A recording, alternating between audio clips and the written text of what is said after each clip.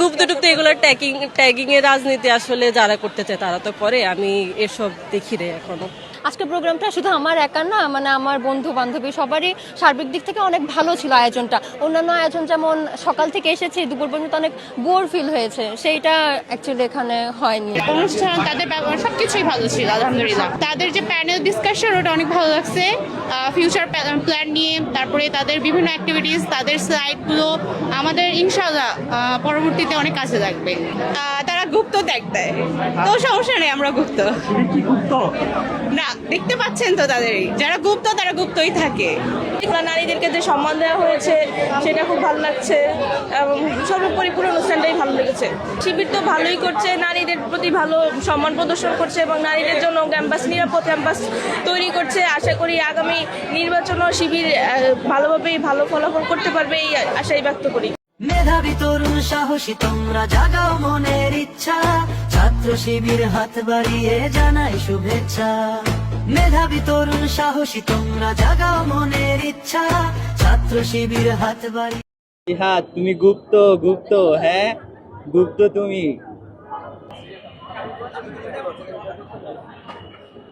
আসসালামু আলাইকুম রহমতুল্লাহ। সুপ্রিয় দর্শক, জাঁকজমকভাবে শুরু হয়েছে ঢাকা বিশ্ববিদ্যালয়ের নবীন বরণ অনুষ্ঠান।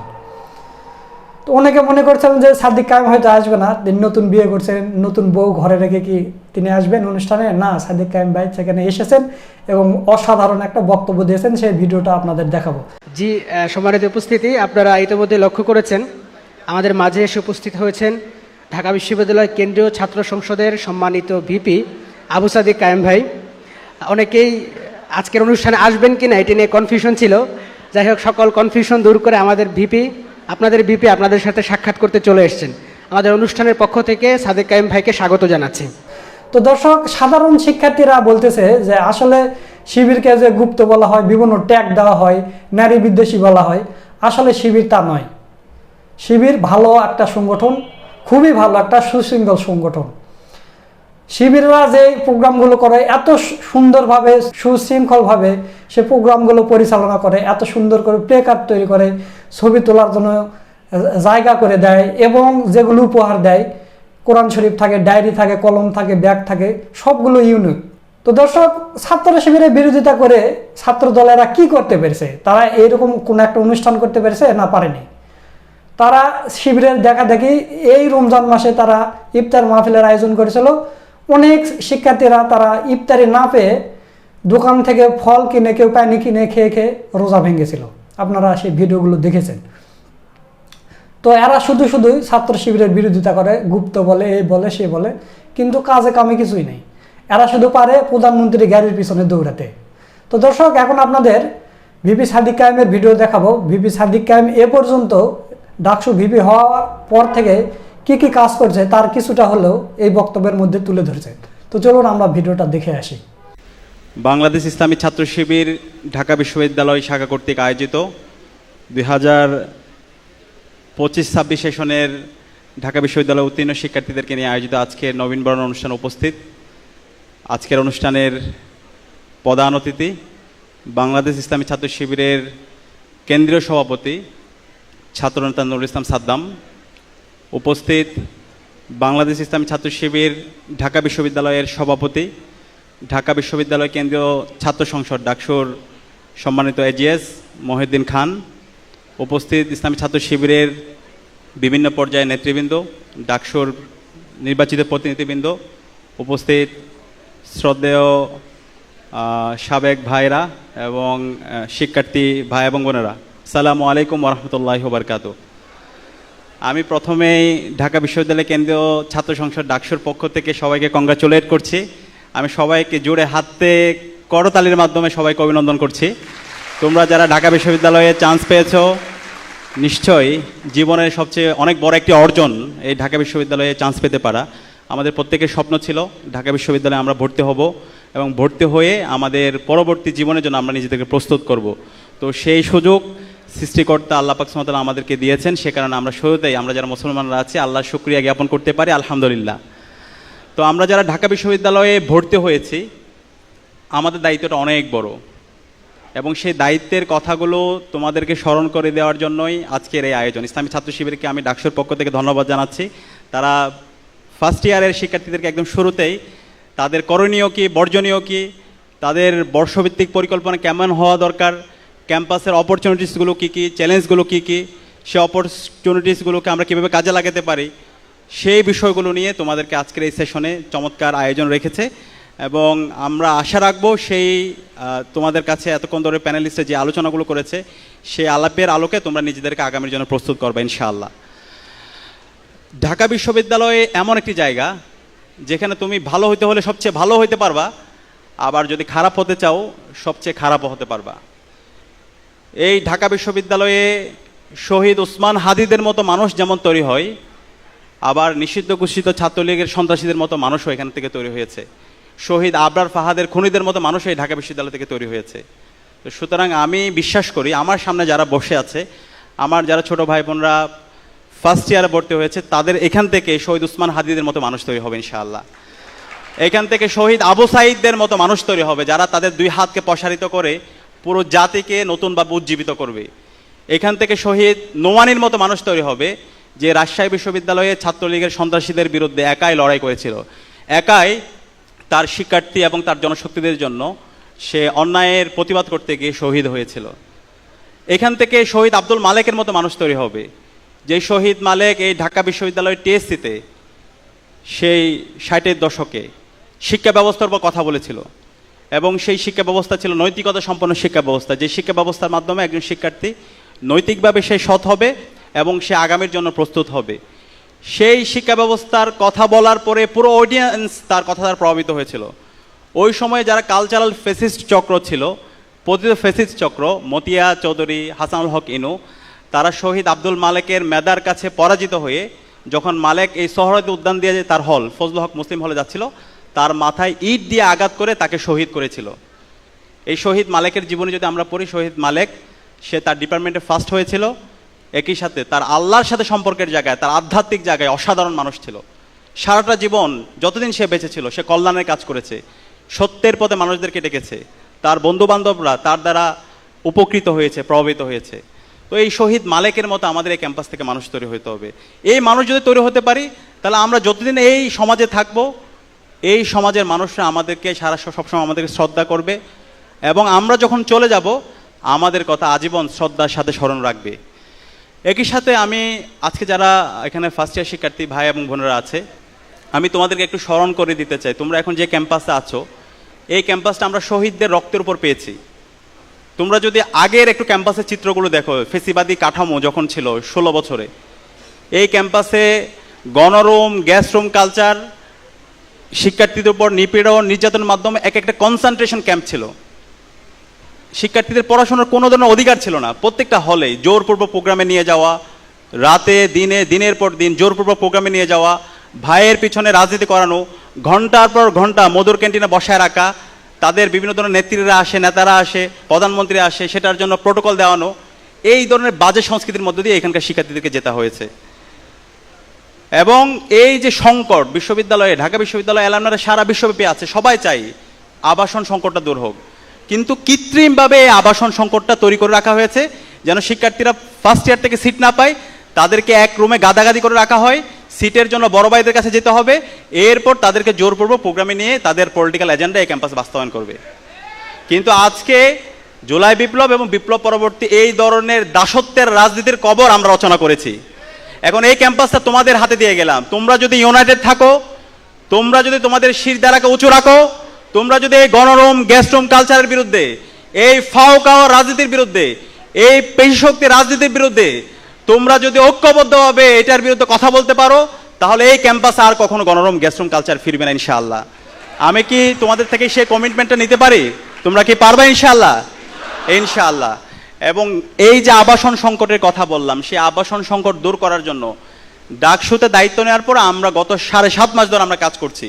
আমরা প্রতিদিন এই বিশ্ববিদ্যালয় প্রশাসনকে আমরা এটার কাজ শুরু করার জন্য দৃষ্টি আকর্ষণ করছি। হল যদি আমরা তোমাদেরকে ফার্স্ট ইয়ার থেকে হলটা দিয়ে, হলের সিট দিয়ে দিতে পারতাম সেটা খুবই ভালো হতো, কিন্তু হল নির্মাণ হওয়ার জন্য তো একটু সময় লাগবে। আমরা সেই প্রসেস শুরু করে দিয়েছি। তোমরা জেনে নিশ্চয়ই আনন্দিত হবা, তোমাদের জন্য আমরা 2841 কোটি টাকা একটা প্রকল্প বিশ্ববিদ্যালয় প্রশাসন এবং ওই সময় যারা ছাত্র নেতৃত্ব ছিল, ছাত্র সংগঠন, আমরা সবাই মিলে এই প্রকল্প নিয়ে এসেছিলাম। 2841 কোটি টাকার এই প্রকল্পের আওতায় ঢাকা বিশ্ববিদ্যালয়ে ছাত্রীদের জন্য মোট 5টা হল, ছাত্রদের জন্য মোট 5টা হল, মোট 10টা হল নির্মাণ হবে। এর বাইরে চায়না থেকে আজকে আমরা ডাকসুর 15 জন সদস্য, বিপিজিএসএস সহ 15 জন সদস্য চায়না যাচ্ছি। চায়না থেকে আবার ছাত্রীদের জন্য 1500 সিটের একটা হল নির্মাণের জন্য ইতিমধ্যে তার অনুমোদন দিয়ে দিয়েছে এবং আমরা জায়গাও সিলেক্ট করে দিয়ে ফেলেছি। খুব দ্রুত ওনারা কথা দিয়েছে 8 মাসের মধ্যে হল নির্মাণের কাজ শেষ হয়ে যাবে। তো এই যে 2841 কোটি টাকার প্রকল্পের আওতায় আরও অনেক কিছু আছে। আমাদের সেন্ট্রাল লাইব্রেরি, সেটা একটা বহুতল ভবন হবে। আমাদের সেন্ট্রাল যে মসজিদ আছে সেটা একটা কমপ্লেক্স হবে। আমাদের যে মেডিকেল সেন্টার, এর বাইরে হচ্ছে একাডেমিক যে প্লেসগুলো আছে সেগুলোর আধুনিকায়ন হবে। অনেকগুলো প্রকল্প আছে, সেগুলো আমরা অন্য সময় বলবো। এখন এই প্রকল্পের কাজ যেন দ্রুত শুরু হয়, সেটার জন্য তোমাদের সহযোগিতা আমাদের লাগবে। তোমরা কি আমাদের সাথে থাকবা? ইতিমধ্যে প্রকল্পের টাকা চলে এসেছে। প্রকল্পের কাজ শুরু করার জন্য বিশ্ববিদ্যালয় প্রশাসন তারা বিভিন্নভাবে রিভিউ, তারা এটাকে দেরি করতে চাচ্ছে। যেই সংকটটা সবার আগে দূর করা দরকার, সেই সংকটটা তারা দূর না করে তারা যেটা হয় ওই যে বিভিন্ন ধরনের লাল ফিতার দূরত্বের মধ্যে তারা এটাকে ফেলে দিছে। তো তারা চায়, আমার কাছে মনে হচ্ছে, আবার সেই পিছনের রাজনীতির দিকে ফিরে যাওয়া। তারা এই আবাসন সংকটটাকে কৃত্রিমভাবে রেখে দিয়ে আবার আমার শিক্ষার্থী ভাই বোনদেরকে দাসের মতো করে পলিটিক্যাল প্রোগ্রামে নিয়ে গিয়ে তাদের এজেন্ডা বাস্তবায়ন করা। সুতরাং আমরা বেঁচে থাকতে তা হইতে দিব না ইনশাআল্লাহ।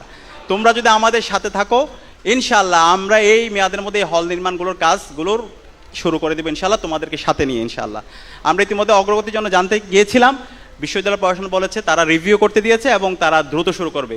কিন্তু কত দ্রুত সেটা তো আমরা এখন আস্থা রাখতে পারছি না। কারণ তোমরা জানো, আমাদের ঢাকা বিশ্ববিদ্যালয়ের সেন্ট্রাল মসজিদে আমরা প্রায় 3.5 কোটি টাকার কাজ করেছি। যখন আমরা কাজ করতে যাচ্ছিলাম, এই মসজিদ 65 বছরে এই মসজিদে কোনো সংস্কার হয় নাই। তা আমরা প্রথমে বলেছিলাম বিশ্ববিদ্যালয় প্রশাসনকে, আপনারা এই মসজিদে একটা সংস্কার করে দেন। আমাদের ওখানে বোনদের জন্য, নারীদের জন্য ছোট্ট একটা জায়গা ছিল, ওই জায়গায়ও নামাজ পড়ার মতো খুবই ময়লা স্যাঁতস্যাঁতে অবস্থা। তো তারা বললো আমাদের কাছে ফান্ড নেই। তো ফান্ড যখন নেই, ঠিক আছে, আমরা বললাম ঠিক আছে, তাহলে আমরা একটু চেষ্টা করে দেখি। আমরা আমাদের অ্যালুমনাইয়ের মাধ্যমে চেষ্টা করলাম, 3.5 কোটি টাকার ফান্ড নিয়ে আসলাম, কাজ করলাম। সেন্ট্রাল মসজিদের আপৎকালীন যে সংস্কারগুলো দরকার সেটা হইলো, মসজিদের মধ্যে এসি স্থাপন করলাম। নারী আমাদের বোনদের জন্য নামাজের যে জায়গা সেটাকে আমরা বড় করলাম। এই এসি স্থাপন করার পরে আজকে প্রায় 2.5 মাস হচ্ছে, এখন পর্যন্ত আমরা এসিতে ইলেকট্রিসিটি কানেক্ট করতে পারি নাই। ইলেকট্রিসিটি কানেক্ট করার কথা ছিল, তখন কিন্তু বলেছিল 1 মাসের মধ্যে আমরা তোমাদেরকে ইলেকট্রিসিটি কানেক্ট করে দেবো। কিন্তু এখন প্রায় 2.5 মাস হয়ে গেল, তারা এখন পর্যন্ত এই আমাদের সিটগুলো, আমাদের এসিগুলোতে ইলেকট্রিসিটি তারা কানেক্ট করে দেয় নাই। তো এখন সর্বশেষ মাননীয় উপাচার্য মহোদয় আমাদেরকে বলেছেন এই মাসের মধ্যেই এসি স্থাপনের কাজ শুরু হবে। ইতিমধ্যে সাব স্টেশন স্থাপন করা হয়েছে। আমরা আশা রাখতে চাই এই মাসের মধ্যে ইনশাল্লাহ এসি স্থাপন হবে এবং মুসল্লিরা সুন্দরভাবে গিয়ে মসজিদে নামাজ পড়তে পারবে। একই সাথে ঢাকা বিশ্ববিদ্যালয়ের 104 বছরের ইতিহাসে অনাবাসী শিক্ষার্থীদের জন্য সান্ধ্যকালীন বাস এবং শনিবারের বাস সার্ভিস চালু হয় না কখনো। আমরা সেটা দায়িত্ব নিয়ে, আমরা কিন্তু ইশতেহারে এটা বলি নাই, ইশতেহারের বাইরে এটা কাজ, সেটা আমরা বাস্তবায়ন করে দেখিয়েছি। আমরা যখন প্রশাসনকে বলেছি, প্রশাসন বলতেছে আমাদের কাছে ফান্ড নাই, তখন আমরা নিজেরা ইউজিসিতে গেলাম। ইউজিসিতে গিয়ে 4.5 কোটি টাকার ফান্ড আমরা নিয়ে আসছি। ছাত্রী এবং ছাত্রদের জন্য যারা অনাবাসী শিক্ষার্থীরা আছে তারা যেন সুন্দর করে আসতে পারে, তাদের জন্য শনিবারের বাস সার্ভিস এবং হলো সান্ধ্যকালীন বাস সার্ভিস ইতিমধ্যে শুরু হয়েছে এবং কুমিল্লা পর্যন্ত ইতিমধ্যে বাস সার্ভিস চালু হয়েছে। আরও কিছু জেলায় আমাদের প্ল্যান আছে ইনশাল্লাহ, তোমাদের সাথে বসে তোমাদের পরামর্শের আলোকে সেটাও আমরা শুরু করে দিব ইনশাল্লাহ। এবং আরেকটি জিনিস জেনে এখানে আমার ভালো লাগছে, এখানে অনেক বোনেরা এসেছে, নারী শিক্ষার্থীরা এসেছে। ঢাকা বিশ্ববিদ্যালয়ের ইতিহাসে 104 বছর ইতিহাসে নারীদের জন্য কোনো জিমনেশিয়াম হয় নাই। আমরা তোমাদের জন্য প্রায় 70 লক্ষ টাকা খরচ করে ঢাকা বিশ্ববিদ্যালয়ের সেন্ট্রাল ফিল্ডের মধ্যে তোমাদের জন্য আমরা নারীদের জন্য জিমনেশিয়াম স্থাপন করেছি। জিমনেশিয়ামের কাজ শেষ, আশা করছি তোমরা যাবা। এবং ছাত্রদের জন্য, তোমাদের জন্য যে জিমনেশিয়াম আছে সেটাকে আমরা আধুনিকায়ন করার জন্য কাজ করছি। সেন্ট্রাল ফিল্ডের আমূল পরিবর্তন করার জন্য আমরা 2 কোটি টাকার একটা বাজেট নিয়ে এসেছি, টাকা নিয়ে এসেছি, চেক সব আছে, কিন্তু প্রশাসনের যে আমলাতান্ত্রিক জটিলতার কারণে সেই কাজগুলো আমাদের যেভাবে অগ্রগতি হওয়া দরকার সে অগ্রগতি আমাদেরকে হতে দেয় নাই। এর বাইরে আমাদের ছাত্রীবন্ধুদের জন্য মাতৃত্বকালীন ছুটি, সেটা দীর্ঘদিনের দাবি ছিল, সেই মাতৃত্বকালীন ছুটি ইতিমধ্যে চালু হয়ে গিয়েছে, কার্যকর হয়েছে। এবং ইতিমধ্যে আমাদের শ্রদ্ধেয় শিশির মনির ভাই যেটা বলেছেন, তোমাদের কাজ হচ্ছে পড়াশোনা করা, গবেষণা করা, আগামীর জন্য নিজেকে প্রস্তুত করা এবং এর বাইরে এইখানকার ক্যাম্পাসের হচ্ছে শিক্ষার্থীরা রাজনীতি করবে শিক্ষার্থীদের নির্বাচিত প্রতিনিধিদের মাধ্যমে।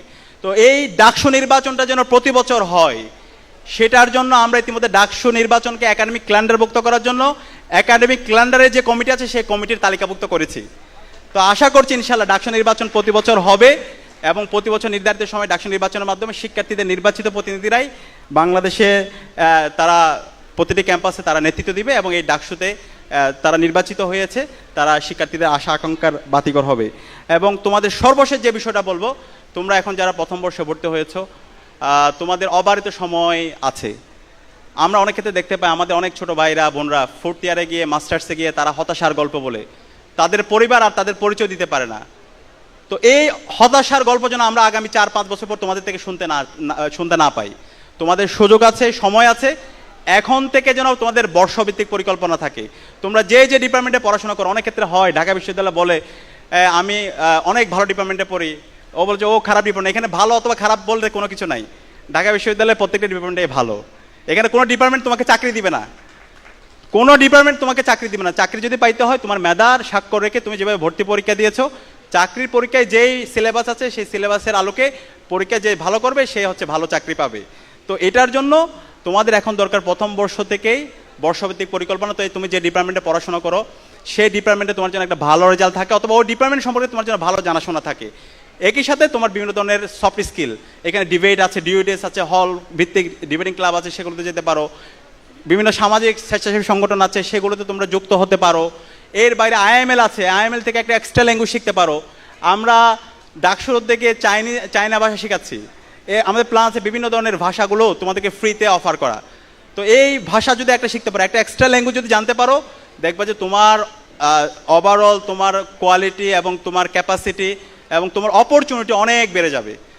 এর পাশাপাশি যদি তোমরা 3rd ইয়ার থেকে যদি কারো হায়ার স্টাডির প্ল্যান থাকে, তোমরা জিআরই IELTS এর প্রস্তুতি নিতে পারো। আমাদের অনেক রিসোর্স পার্সনরা আছে, সেখানে তাদের সাথে আমরা তোমাদেরকে কানেক্ট করে দেবো। এবং 4th ইয়ার মাস্টার্স, এই 3rd ইয়ার পুরো সময় জুড়ে যাদের গভর্নমেন্ট জবের প্ল্যান আছে, তোমরা BCS এ যদি পড়াশোনা করো সেই প্রস্তুতিও তোমরা খুব ভালোভাবে নিতে পারবা। তাহলে এইভাবে প্রত্যেকটা ইয়ারে যদি তোমাদের প্ল্যান থাকে 1st ইয়ার থেকে একদম 4th ইয়ার পর্যন্ত, তাহলে তোমার অনার্স শেষ হওয়ার পরে তোমার আর কোনো হতাশা অথবা হীনমন্য থাকবে না। তোমার একাডেমিক এক্সেলেন্সি থাকবে, তোমার সফট স্কিল ডেভেলপ হবে। একই সাথে তুমি যদি দেশের বাইরে যেতে চাও, সেই বাইরে যাওয়ার জন্য তোমার সেই যোগ্যতা তুমি অর্জন করতে পারবা। একই সাথে 2-3 বছর ধরে তুমি যখন BCS এরও প্রস্তুতি নিবা 3rd ইয়ার এবং 4th ইয়ারে, তোমার সেই প্রস্তুতিটাও হয়ে যাবে ইনশাআল্লাহ। তা আমি চাই তোমরা শুধুমাত্র বাংলাদেশ না, আমার সামনে যে 1st ইয়ার শিক্ষার্থী ভাই বোনরা বসে আছো, তোমরা সারা দুনিয়ায় নেতৃত্ব দিবে ইনশাআল্লাহ। এবং আমি বিশ্বাস করি ঢাকা বিশ্ববিদ্যালয়ের শিক্ষার্থীদের সে ক্যাপাসিটি আছে। আমরা ঢাকা বিশ্ববিদ্যালয়ে অনেক শিক্ষার্থীদেরকে তাদেরকে দেখতে পাইছি, তারা যখন ইউরোপে গিয়েছে, তারা যখন অক্সফোর্ডে গিয়েছে, ক্যামব্রিজে গিয়েছে, হার্ভার্ডে গিয়েছে, MIT-তে গিয়েছে, তারা ওইখানে সেরা হয়েছে। তো তারা কেন ঢাকায় বাংলাদেশে থেকে কেন পারছে না? তাদেরকে আমরা সেই পরিবেশটা দিতে পারি নাই।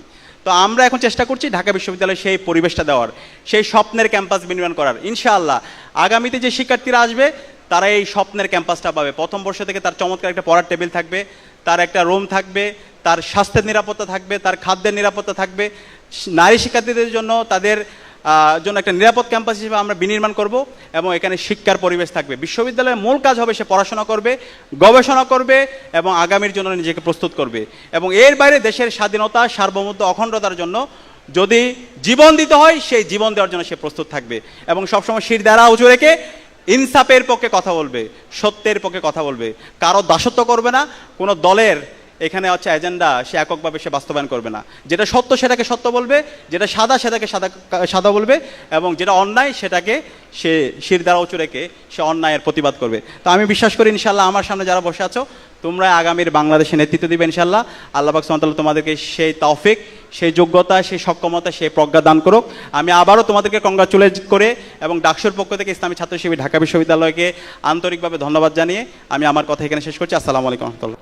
সুপ্রিয় দর্শক, আপনারা ভিপি সাদিক কায়েম ভাইয়ের ভিডিওটা দেখলেন, তো তার কথাগুলো আপনাদের কাছে কেমন লেগেছে? যদি ভালো লাগে ভিডিওটা শেয়ার করবেন। সকলকে ধন্যবাদ। আসসালামু আলাইকুম ওয়া রাহমাতুল্লাহ।